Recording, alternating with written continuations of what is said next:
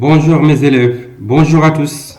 Dans cette vidéo, on va présenter un cours très important qui entre dans le cadre des cours de physique. Partie électricité, c'est la tension électrique. Pour bien présenter ce cours, on va adopter le plan suivant. Nous commençons par la notion de potentiel électrique. Ensuite, on va donner la définition et représentation de la tension électrique et savoir comment mesurer la tension électrique continue. Et finalement, on va développer les propriétés de la tension électrique.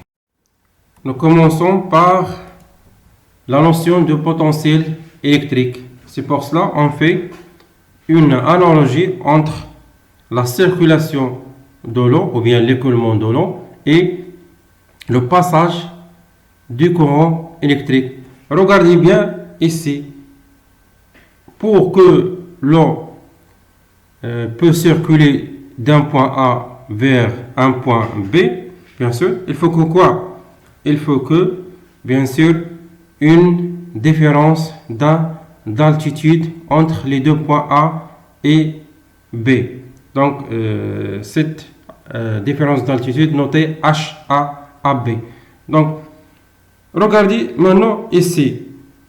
Le courant, bien sûr, ou bien l'eau ne peut pas circuler dans ce cas. Pourquoi? Parce qu'on n'a pas une différence d'altitude. C'est exactement la même chose. Pour que le courant peut circuler d'un point A vers un point B, il faut une différence de ce qu'on appelle l'état électrique. C'est-à-dire il faut que l'état électrique de point A différent de l'état électrique de point B. Cet état électrique s'appelle le potentiel électrique bien sûr, qui est bien sûr une grandeur physique notée V et exprimée en volts. Rappelons que bien sûr volt est relatif aux physiciens, chimistes et italiens. En résumé, pour que le courant peut passer d'un point A vers un point B d'un circuit électrique, il faut bien sûr une différence de potentiel électrique. Maintenant, on va savoir la définition et représentation de la tension électrique. On appelle tension électrique entre deux points A et B d'un circuit la différence de potentiel qui existe entre ces deux points. On le note par UAB. Généralement, on le note la tension électrique par la lettre grand U. Et puisqu'on a ici la tension électrique entre deux points A et B, on le note par UAB. Et s'exprime donc aussi en volts. Volt, bien sûr, c'est l'unité internationale de la tension électrique. Tel que UAB, c'est la différence de potentiel entre les deux points AB est égal, c'est VA, c'est le potentiel du point A, moins le potentiel du point B, bien sûr. Donc, avec UAB, c'est la tension électrique entre deux points A et B en volts. VA, c'est le potentiel électrique au point A en volts. Et VB, c'est le potentiel électrique au point B en volts aussi. Donc, comment représenter la tension électrique UAB? La tension électrique UAB est représentée par une flèche allant de B vers A.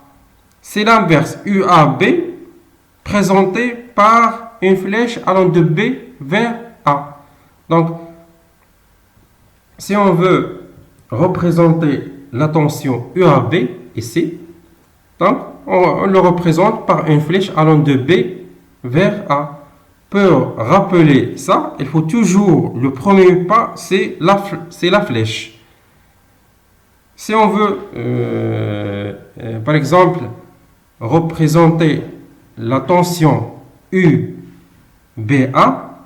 c'est la tension entre les deux points B et A, on le représente bien sûr par une flèche allant de A vers le point B.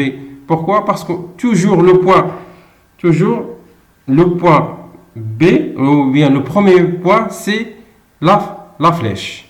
Donc, UAB, c'est la différence de potentiel. La définition de la tension électrique, c'est la différence de potentiel entre les deux points A et B. C'est VA moins VB.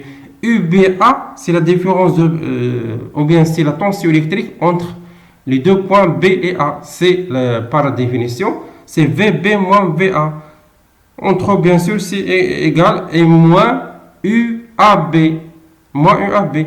On peut conclure ici que la tension électrique entre deux points A et B d'un circuit est une grandeur algébrique, c'est-à-dire peut-être positive ou peut-être négative, avec bien sûr UBA est égal moins UAB, ou bien UAB est égal moins UBA. Pour bien comprendre la notion de la tension électrique et potentiel électrique, on va faire un petit exercice d'application. On considère la branche d'un circuit électrique ci-dessus. Cette branche, bien sûr, constituée par une lampe et un dipôle électrique. Les données sont UAB, c'est-à-dire la tension entre les deux points A et B, égale bien sûr U1, égale 15 volts, et UBC, c'est la tension entre les deux points B et C, est égal 4 volts, et VA, c'est le potentiel au point A, est égal 24 volts. La question c'est déterminer les potentiels des points B, C et la valeur algébrique de la tension U2, bien sûr, représentée comme suit, c'est-à-dire représenté par une flèche de B allant de B vers C. Donc, commençons par la détermination de potentiel au point B. Donc, on applique la définition de la tension électrique UAB, c'est VA moins VB est égal à 15 volts. Donc, on cherche VB est égal à VA moins 15 volts. VA, on a bien sûr VA est égal à 24. C'est 24 moins 15 volts moins 15 volts est égal à 9 volts. Passons maintenant à la détermination du potentiel VC. C'est le potentiel au point C. On applique la définition de la tension électrique UBC. C'est VB, le potentiel du point B, moins le potentiel du point C est égal, bien sûr, UBC, on a, bien sûr, c'est 4 volts. Donc, VC est égal VB moins 4 volts est égal VB, bien sûr, c'est 9 volts, moins 4 volts, c'est 5 volts. Passons maintenant à la détermination de la valeur algébrique de la tension U2. C'est-à-dire, U2, c'est quoi? U2, c'est la tension UCB. Donc, U2 est égal UCB, bien sûr, est égal moins UBC. On a, bien sûr, la tension électrique, c'est une grandeur algébrique, est égal moins 4 volts. U2 est égal moins 4 volts, c'est une, bien sûr, valeur négative. Passons maintenant à la relation entre le potentiel électrique et le sens de passage du courant électrique. Donc, le courant I va toujours du potentiel électrique le plus fort vers le potentiel électrique le plus faible. Si on suppose ici, par exemple, le potentiel au point A supérieur au potentiel au point B. Donc, automatiquement, le courant électrique va circuler de A vers B, bien sûr. Donc, C'est exactement la même chose pour l'eau d'un cascade. Donc l'eau d'un cascade toujours circule de l'altitude le plus haut vers l'altitude le plus bas, bien sûr. Pour mesurer la tension électrique, on utilise bien sûr le voltmètre. Il y a deux sortes de voltmètres, voltmètre à aiguille et voltmètre multimètre. Donc, toujours le voltmètre est branché en parallèle avec le dipôle qu'on veut déterminer la tension entre ces bornes. Il faut toujours aussi brancher la borne positive de voltmètre notée V avec la borne positive de générateur et la borne négative du multimètre ou bien de voltmètre notée comme avec la borne négative du générateur.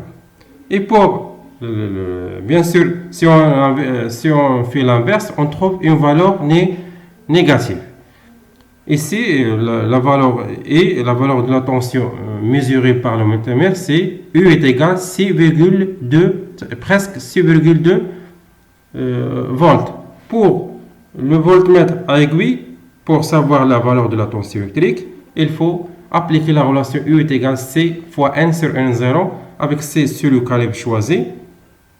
Ici, c'est D volts.